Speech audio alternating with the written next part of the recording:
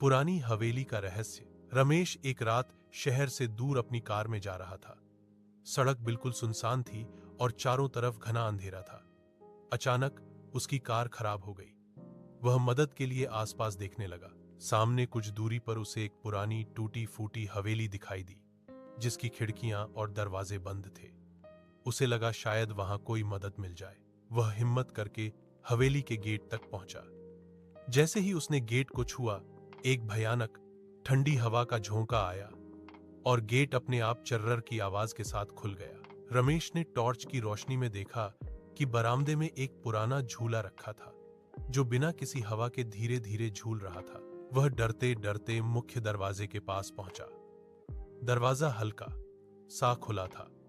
अंदर से किसी औरत के धीरे धीरे रोने की आवाज आ रही थी।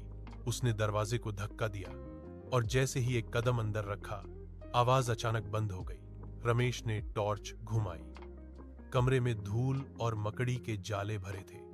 तभी उसकी नजर कोने में रखी एक पुरानी तस्वीर पर पड़ी।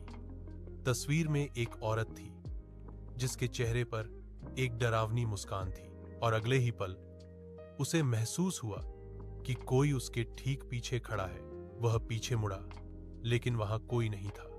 पर जब उसने टॉर्च को फिर से तस्वीर पर डाला, तो वह हैरान रह गया।